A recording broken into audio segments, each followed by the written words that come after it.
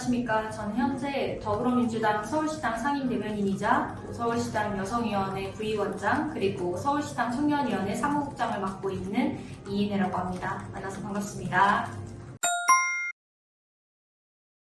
그동안에 한국 사회가 소수 기득권 중심에 기울어진 운동장이었고 이 대다수 서민들의 경우에는 이 기득권들의 편중된 부와 그리고 권력구조 속에서 어떻게 보면 눈물 어린 고통과 아픔을 견뎌야만 했었습니다. 그러나 국민주권정부, 이재명 정부가 출범을 하게 되면서 기득권 카르텔의 연결고리가 점차 약화되면서 서민들에게도 공정한 기회가 주어지는 균형 성장의 사회로 회복되고 있다고 생각했습니다. 그래서 이 변화의 흐름을 이어받아서 이제는 이재명 정부에 발맞추어서 친서민적인 정책들이 나와야 되고 저도 그 변화의 한 축을 담당하고 싶어서 이 자리에 이제 나오게 되었습니다. 그리고 제가 서울시당 상임대변인을 하면서 특히나 친일사관에 잠식되어 있었던 오세훈 서울시장과 국민의힘 서울시 의원들에 대한 문제의식이 좀 있었습니다. 최근 광화문 광장에서 6.25 전쟁 참전국의 공을 기리겠다라고 하면서 감사의 정원을 세웠고 또 바트러총 모형의 조형물을 세우게 되었는데요.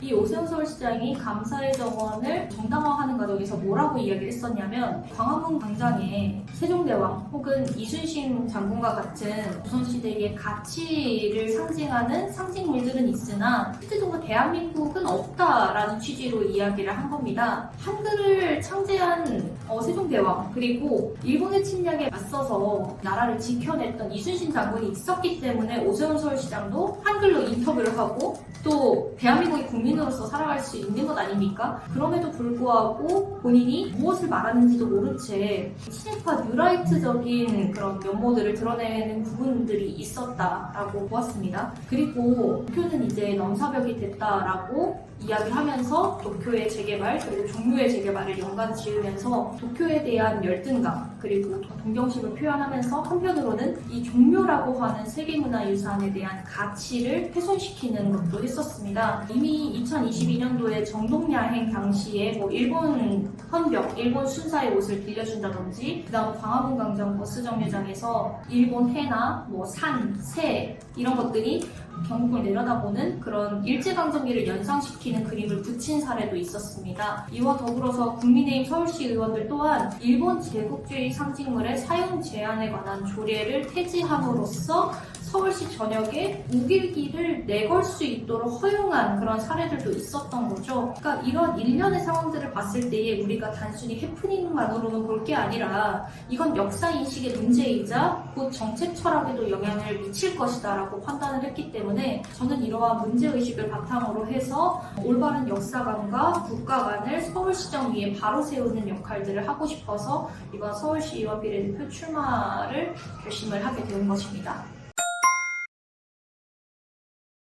저는 무엇보다도 문제라고 판단했던 것이 뭐였냐? 바로 오세훈 서울시장이 말하는 약자와의 동행이 실제 정책 사이에서 괴리감이 있었다라는 겁니다. 약자와의 동행이라고 이야기를 하는 운운하는 모습들도 있었지만 실제로는 약자를 보호하지 못하거나 혹은 오히려 약자를 배제하는 그런 정책들이 있었던 거거든요. 그러니까 이런 것들을 볼 때에 우리가 단순하게 정책 실패를 넘어서서 이건 약자를 기만하는 형태이다라고 생각을 하고 있고 저는 특히 여성 정책에 관련된 부분들을 많이 좀 시급하게 다루어야 된다고 생각을 합니다. 실제적으로 서울시에서 그동안 10대 위기 여성 청소년들을 위해서 그 여성건강센터들을 운영을 해왔습니다. 뭐가 있었냐면 성폭력이나 임신, 탈가정 등으로 인해서 위기에 처한 10대 그 위기 여성 청소년들을 건강지원 그리고 의료 지원을 해주는 나눔봄이라는 센터가 있었고요. 또 하나는 성착취 피해를 예방하고 일시적으로 보호하면서 지원해주고 상담해주는 나무라는 기관이 있었습니다. 그런데 이렇게 10대 위기 여성 청소년들을 지원한다라는 취지 아래에서 차별성이 다른 사업들을 두고 서울시는 단지 사업이 유사하다라는 이유로 이런 여성건강센터들을 폐지, 통폐합을 하게 된 것입니다. 그러니까 여기에 또 국민의힘 서울시 의원들이 찬동을 했었고요. 이건 약자와의 동행 그리고 여성 안전을 강조해왔던 오세훈 서울시장의 시정 기조와는 전면 배치된다라고 보고 있고 그래서 저는 이런 정책을 다시 한번 점검하고 실제로 약자를 보호하는 방향으로 되돌리는 것이 시급한 과제라고 생각을 합니다.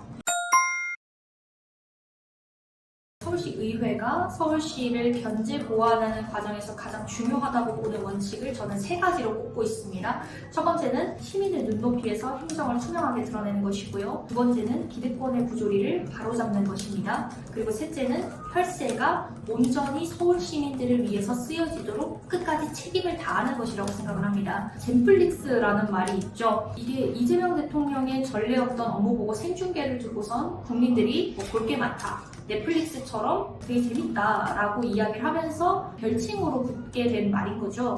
이 국민들이 젠플릭스에 열광을 했던 이유는 단순한 어떤 흥미 때문이 아니라 그동안에 우리 국민들이 볼 수 없었던 행정의 이면, 즉 혈세를 누가 낭비하고 있는지, 기득권 카르텔들이 그 사이에서 어떻게 작동되고 있는지, 그것들을 어떻게 바로잡아가는지, 이런 모든 전 과정들을 국민들이 생생하게 지켜봤기 때문에 흥미로웠다라고 생각을 합니다. 그리고 이러한 이재명식 행정에 대해서 국민들이 시원함과 통쾌함을 느낄 수밖에 없었고, 이러한 이재명식 행정으로 인해서 시민들의 눈높이가 한 단계 더 올라갔다라고 보고 있습니다. 그러면은 이렇게 시민들의 눈높이가 높아져 있는 상황에서 서울시 의회 또한 그 같은 수준에서 책임과 역할을 다하는 것이 필요하다라고 생각을 합니다. 그래서 서울시의 행정을 면밀하게 들여다보면서 관리 감독 기능을 명확하게 수행하는 것이 중요할 것이고요. 어떻게 보면 여전히 보이지 않는 기득권의 관성과 이해관계는 계속 작동이 되고 있습니다. 그렇기 때문에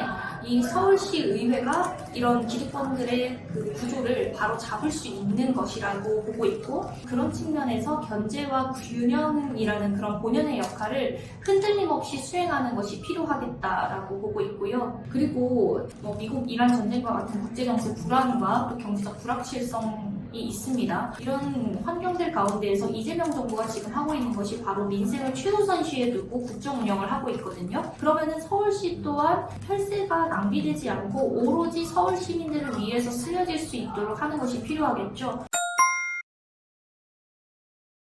서울이 전체 인구 대비 1인 가구가 39.9%입니다. 그러니까 전체 416만 가구 중에서 166만 가구 정도인데요. 이게 2024년 기준입니다. 그리고 전국 1위인 거죠. 그러니까 1인 가구가 가족 정책에 주는 어떤 균열의 지점에 주목을 하면서 기존의 가구 단위 정책 중심에서 이제는 개인을 중심에 둔 정책으로 변화를 시켜서 적절하게 지원을 해야 된다라고 생각을 합니다. 특히 1인 가구를 보게 되면 우리가 단순히 하나의 형태로는 규정을 할 수가 없습니다. 왜냐하면 1인 가구를 살펴보게 되면 1인 가구를 계속 원하는 사람들이 있는가 하면 1인 가구를 종결하고 이제는 타인과 더불어서 살아가고 싶은 분들도 있거든요. 그러니까 이런 요구들이 동시에 존재하기 때문에 1인 가구에 대해서 획일적 접근을 하는 게 아니라 다양한 삶의 방식과 유형을 고려한 어떤 정교한 정책 설계가 필요하다라고 보고 있습니다. 실제로 서울시 1인 가구가 지금 수적으로 증가를 할 뿐만 아니라 아까도 말씀드렸던 것처럼 삶의 방식과 유형 측면에서 굉장히 다양화가 되고 있는데요. 2024년 서울시 여성가족재단 정책연구보고서에 따르면 여성 1인 가구가 83만 3,548가구로 남성 1인 가구 73만 639가구보다 많은 53.3%를 차지를 하고 있습니다. 연령별로 여성은 20대, 그리고 남성은 30대 비중이 높고, 또 혼인 상태에서 미혼, 비혼 비율이 여성이 59.5%고요. 남성은 71.5%로 가장 높은 비중을 차지하고 있는 거죠. 보시는 것처럼 여성 1인 가구 비중이 더 높고, 특히 청년층에 집중되어 있는 구조를 고려했을 때에 주거나 혹은 이동, 일상 전반에서 내가 범죄에 노출될 수도 있다라고 하는 그런 우려와 더불어서 안전 문제에 대한 관심이 커지고 있는 거죠. 그래서 1인 가구를 단순하게 생활 지원을 넘어서서 안전을 중심에 둔 정책으로 확장될 필요가 있어서 저는 이와 관련된 조례를 좀 제정을 하고 싶고요. 그리고 고령화 사회 속에서 급격히 증가하고 있는 간병 부담 문제를 해결하기 위해서 공공 간병 서비스 지원, 그리고 간병비 부담 완화 정책을 병행해서 추진할 필요가 있다라고 생각합니다. 가족한테 과도하게 전가되어 온 어떤 돌봄의 문제를 공공이 함께 책임지는 시스템으로 바꾸어야 되는 것이죠. 그러니까 결국 지금 이 서울에 필요한 것은 특정한 계층에 대해서 단편적으로 지원을 하는 것이 아니라 변화된 삶의 구조에 맞는 정책의 기준 자체를 바꾸는 일입니다. 그래서 저는 개개인 그리고 사회 공동체를 모두 중심에 둔 어떤 정책을 통해서 누구도 고립되지 않고 존엄하게 자신의 일상을 지켜갈 수 있는 사회를 만들고 싶습니다.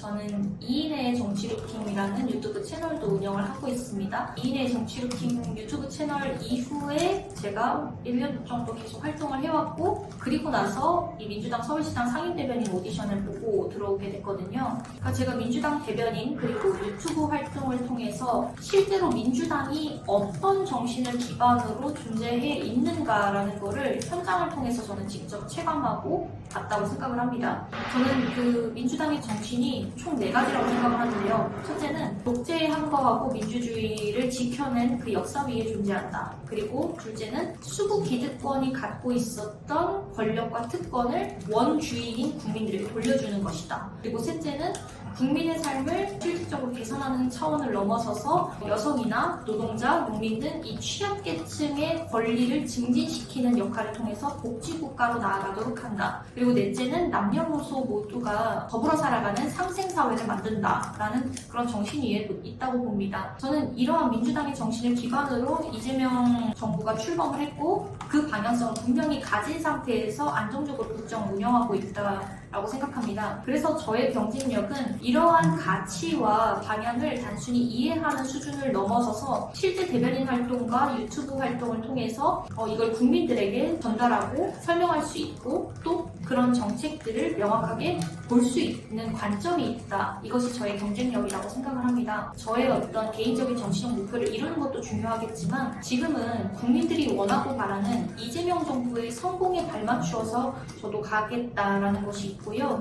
결국 이재명 정부가 국정과제를 완수하고 국정 운영을 성공적으로 마치는 것이 국민의 삶의 개선과 직결되어 있다라고 믿고 있습니다. 그렇기 때문에 저는 이재명 정부의 정책 방향을 서울시에도 똑같이 적용해서 구체적인 정책을 만들고 연결하고 실행하는 데 초점을 맞출 것이고, 특히 저는 여성 정책 그리고 복지 정책에서 실질적인 변화를 만들어가고 싶습니다.